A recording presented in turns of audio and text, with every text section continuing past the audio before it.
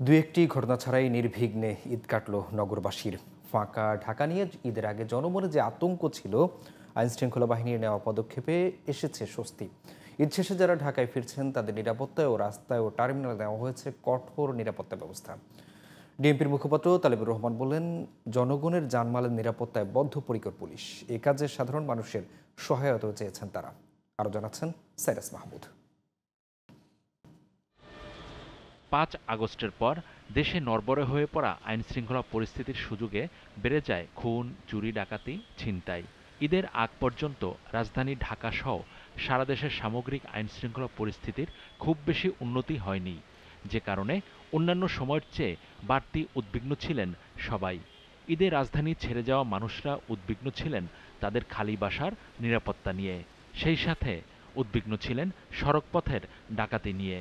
পাশাপাশি ফাঁকা ঢাকায় চলাফেরা করতে ছিনতাই আতঙ্কে ভুগছিলেন নগরবাসী। তবে দু একটি বিচ্ছিন্ন ঘটনা ছাড়া বড় ধরনের কোনো ঘটনা ঘটেনি জানালেন ডিএমপির মুখপাত্র তালেবুর রহমান। ডিএমপির ডিসি মিডিয়া আরও জানান, আইনশৃঙ্খলা পরিস্থিতি নিয়ন্ত্রণে রাখতে আগে থেকেই সব ধরনের প্রস্তুতি নেওয়া হয়েছিল। মাঠ পর্যায়ে যে কাজগুলো ছিল সেগুলো খুব ক্লোজলি মনিটরিং করা হয়েছে।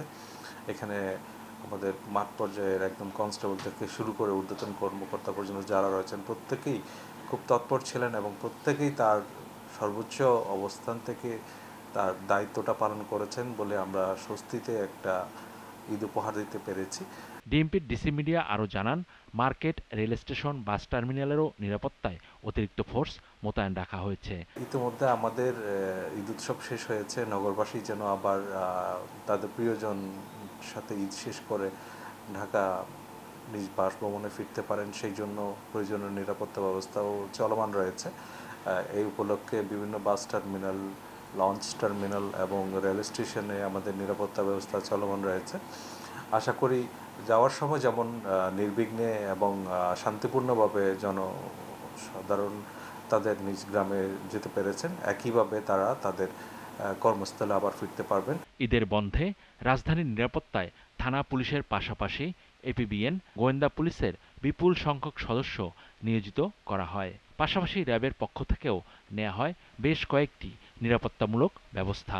বৃদ্ধি করা হয় সদস্য সংখ্যাও। আমরা সতর্ক ছিলাম যে কোনো ধরনের অপতৎপরতা রোধ করার জন্য সব ক্ষেত্রেই আমাদের সতর্কতা ছিল এবং সেই সুফল আমরা পেয়েছি।